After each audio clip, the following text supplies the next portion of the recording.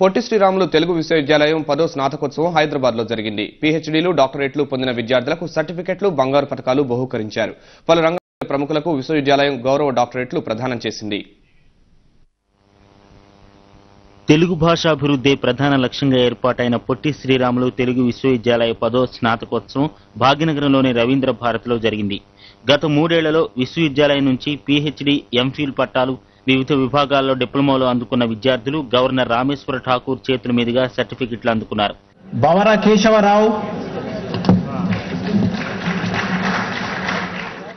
విశ్వవిద్యాలయాలన్నీ అన్ని అంశాల్లో మరింత ఉన్నతంగా తీర్చిదిద్దేందుకు కృషి చేస్తున్నామని ఉపకులపతి ఆవుల మంజులత పేర్కొన్నారు. విద్యను కేవలం జ్ఞాన సముపార్జనగానే చూడరాదని, జీవితాన్ని నిర్మించే శక్తిగా, శీల సంపదనిచ్చే దైవంగా భావించాలని స్నాతకోత్సవానికి హాజరైన ప్రముఖులు విద్యార్థులకు ఉద్బోధించారు. Education must allow the student not only to be able to make a living, but should also give him enough choices or freedom to select what is good for him and society.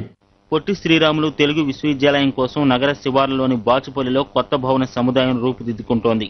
Warangal, Kuchipudi, రాజమండ్రిలో కూడా university కళాశాలను విస్తరించేందుకు ఏర్పాట్లు చురుగ్గా సాగుతున్నాయి. ఈ స్నాతకోత్సవంలో 985 మంది విద్యార్థులు పట్టాలందుకున్నారు.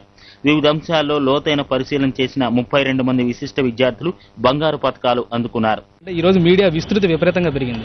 దాన్ని దృష్టిలో ఉంచుకొని మనిషి సామాజిక జీవనంలో వాడుతున్న భాష ఆ మీడియాని ఎలా ప్రభావితం చేస్తుంది అనే కోణంలో నా పరిశోధన కొనసాగించానమాట.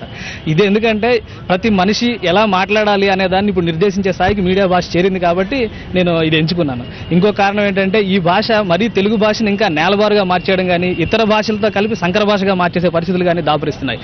ఇటువంటి వాటికి వ్యతిరేకంగా అంటే తెలుగుని తెలుగుగా పరిరక్షించుకోవాలి అన్న ఉద్దేశంతో నేను ఈ అంశాన్ని ఎంచుకుని దీనిపైన రీసెర్చ్ చేశాను. దానికి గోల్డ్ మెడల్ రావడం అనేది నాకు చాలా ఆనందంగా ఉంది. తెలంగాణ విమోచనోద్యమ నవలల్లో స్త్రీ చైతన్యం అనే అంశం మీద పరిశోధన చేశాను. అది సుమారుగా 5 సంవత్సరాలు పట్టింది. అంటే ఉద్యోగం చేస్తూ చేసిన కాబట్టి కొంత టైము ఎక్కువ తీసుకున్నా. ఇప్పుడు గోల్డ్ మెడల్ రావడం ఈ వయసులో నాకు చాలా సంతోషంగా అనిపిస్తుంది.